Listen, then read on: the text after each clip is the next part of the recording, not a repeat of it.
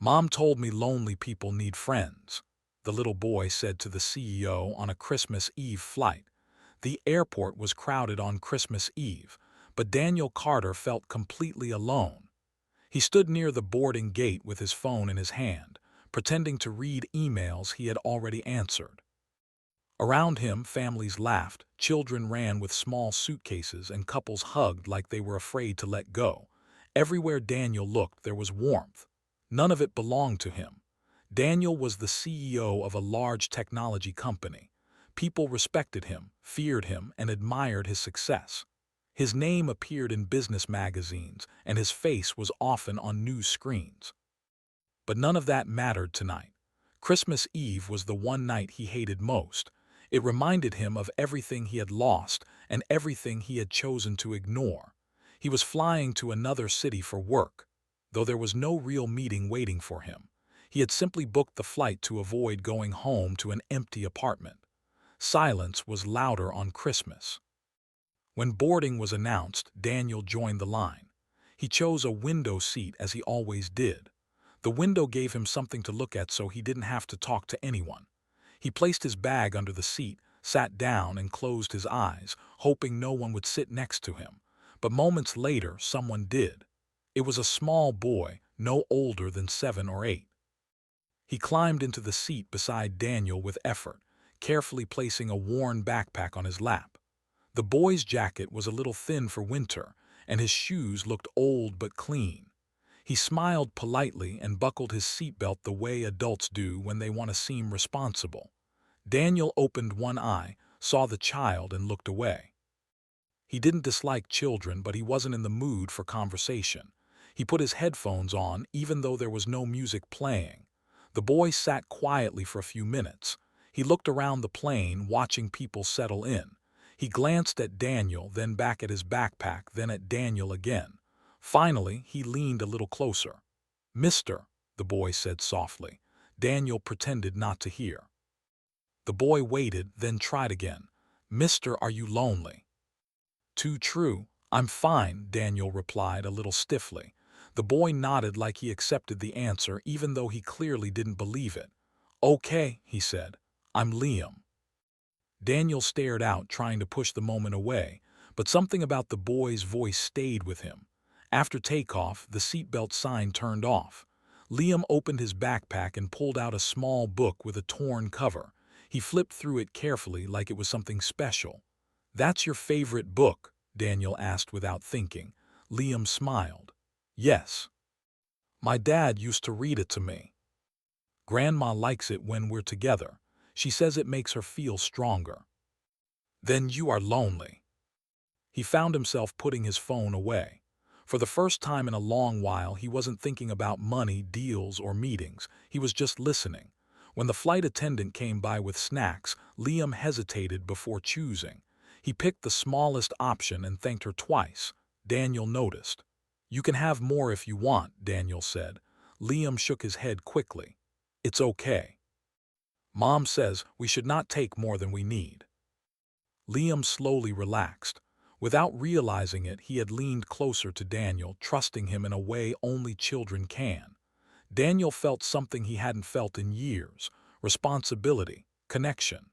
After a while, Liam yawned and rested his head against the seat. His eyes grew heavy. Before falling asleep, he whispered, "I'm glad you're sitting next to me." He looked out the window at the dark sky, then back at the sleeping child. "So am I," he said quietly. For the first time that Christmas Eve, Daniel didn't feel completely alone. When Liam woke up, the plane lights were dimmer and most passengers were quiet. He rubbed his eyes and looked around, a little confused at first. Then he noticed Daniel beside him and smiled softly, like seeing a familiar face made him feel safe. "Did I sleep long?" Liam asked. "Not too long," Daniel replied. "You needed the rest." "She sounds wise." "Your mom works very hard?" Daniel asked. Liam nodded. "Yes, she works in the morning and sometimes at night too. I stay with Grandma or with Mrs. Green next door." The flight attendant came by again, offering drinks. Liam asked for water. Daniel ordered coffee, though he barely touched it. He was more focused on the boy beside him, on the quiet story unfolding piece by piece. "Do you fly a lot?" Liam asked. "Yes," Daniel said. "Too much. Mom says work should help people." "Like that." He spoke about his grandma's small house, how it smelled like old books and warm soup. He talked about helping his mom fold clothes late at night, and how she sometimes stopped to wipe her eyes when she thought he wasn't looking. "She cries when she's tired," Liam said softly. "I pretend I don't see. I'm just a kid." "Mr. Daniel." Passengers began to stir, gathering bags and coats. Liam buckled his seatbelt quickly, just like before. "I hope you won't be lonely anymore," Liam said suddenly. Daniel looked at him. "Why do you say that?" Daniel felt something shift inside him, something he had ignored for a long time. When the plane landed, passengers clapped softly. Liam looked excited, pressing his face near the window. "We're here." "There you are," she said, pulling him into a tight hug. "I was worried. Thank you for being kind to him." It was only the beginning. Daniel did not leave the airport right away. He stood near a large glass wall, watching snow fall softly outside. People hurried past him, pulling bags, laughing, calling loved ones. Everyone seemed to know where they were going. Daniel felt like time had slowed down just for him. He replayed Liam's words again and again in his mind. Lonely people need friends. It sounded simple, almost childish, yet it felt heavier than any business decision he had ever made. He had spent years building a life that looked perfect from the outside, but one short flight had shown him how empty it truly was. Daniel finally walked toward the exit, but instead of calling his driver, he sat down on a bench. He took out his phone, stared at the screen, then locked it again. For once, he didn't want noise or instructions. He wanted quiet, but not the painful kind. He wanted the kind of quiet that lets you think clearly. Across the hall, he spotted Liam and his mother again. They were standing near a small coffee stall. Liam was talking excitedly, using his hands to explain something, while his mother listened with tired eyes and a soft smile. She looked exhausted, but there was warmth in her expression, the kind that comes from loving someone deeply. Daniel hesitated. He didn't want to intrude, but something inside him pushed him forward. As he walked closer, Liam noticed him first. His face lit up. "Mom, that's him. That's Daniel." "Hello again. Thank you for being kind to my son on the flight." "Sure. But Liam said you listened to him. That matters." "I'll try not to be." The brightness felt strange but welcome. He sat on the couch and let the silence settle. Not the painful silence he feared, but the kind that asks questions. He thought about his own childhood, about his parents who worked hard but were rarely present, about how success became his shield against feeling unwanted. Somewhere along the way, he had confused being needed with being loved. He couldn't sleep. Early the next morning, Daniel made a decision he hadn't planned. He called his assistant and canceled all meetings for the next 2 days. The words felt heavy and freeing at the same time. Later that afternoon, he found himself standing outside a small neighborhood hospital. He didn't know why he came at first. Then he realized he did. He wanted to see if Liam's grandmother was okay. He told himself it was just concern, nothing more. Inside, the hospital smelled of cleaning supplies and warm air. Daniel asked politely at the front desk. After a moment of hesitation, they pointed him toward a small waiting area. He saw Emma sitting there holding a paper cup of tea. She looked surprised when she saw him. "Daniel," she asked, standing up quickly, "is everything okay? I promised I wouldn't be lonely." At some point, Liam fell asleep again, his head resting against Daniel's arm. Daniel didn't move. Later, Emma whispered, "You don't have to stay." Daniel walked them to the bus stop. Before they left, Emma turned to him. "Thank you," she said, "for showing up." And for the first time, Daniel knew this story wasn't just about helping someone else. It was about saving himself too. The days after Christmas passed quietly, but Daniel felt different inside. He woke up each morning with a strange feeling in his chest, not heavy like before, but full, like something new was growing. He still went to work, still attended meetings, still signed papers, but his mind often drifted back to a small boy with honest eyes and a tired woman who carried more weight than she showed. Daniel found himself checking his phone often, even when there were no messages. He wasn't sure what he was waiting for. Maybe a sign, maybe permission. At the office, people noticed a change. Daniel listened more. He spoke less. He asked questions that were not about numbers but about people. When an employee mentioned missing time with family, Daniel paused the meeting and told them to go home early. The room fell silent. No one expected that from him. Late one evening, Daniel sat alone in his office, looking at the city lights below. He remembered Emma's words at the hospital. "Thank you for showing up." No one had ever thanked him for simply being present before. Without overthinking, Daniel opened his laptop and searched for Emma's neighborhood.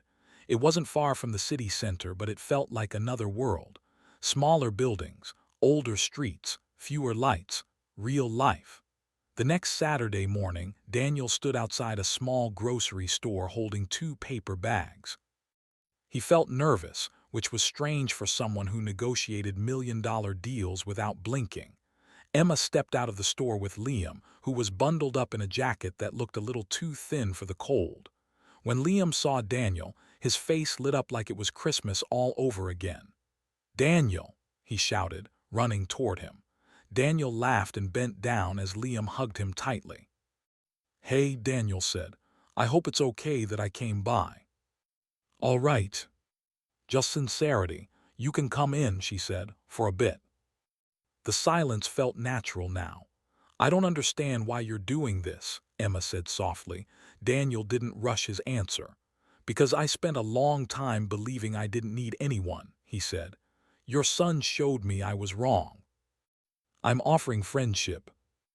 How she smiled for Liam even when she felt empty. One evening, Emma finally broke down.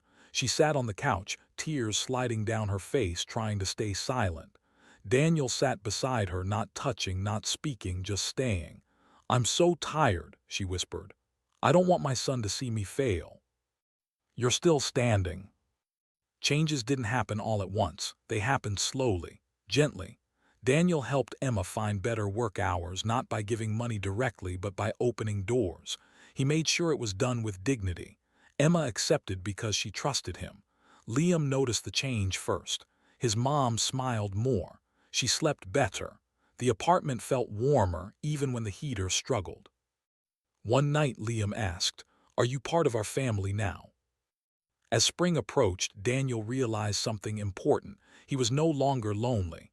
He was needed not for his power or money, but for his presence. One afternoon, Daniel took Liam to the park. They sat on a bench watching children play. "Do you still think I'm lonely?" Daniel asked. Liam smiled. "No," he said. "You found friends." He didn't know what the future would look like. He didn't need to. For the first time in his life, he was living in the moment, and it was enough. A year passed quietly, the way meaningful time often does. Not with loud changes, but with small moments that slowly shaped everything. Daniel no longer counted his life by meetings or deals. He counted it by evenings, by shared meals, by laughter coming from a small apartment that once felt unfamiliar but now felt like home. Emma's life had changed, but not in a sudden or uncomfortable way. She worked fewer hours now, with better balance. She still worked hard, still valued every small success, but the constant fear was gone. She slept better. She smiled without forcing it. And most importantly, she no longer felt like she was carrying everything alone. Liam grew taller. His clothes fit better. His laughter came easier. At school, his teachers noticed he raised his hand more, spoke with confidence, and helped other children. When asked why, he once said, "Because lonely people need friends." Some words stay with you forever.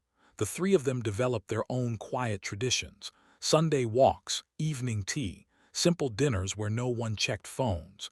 Daniel learned how to cook badly and laugh at himself. Emma learned how to rest without guilt. Liam learned that adults could stay.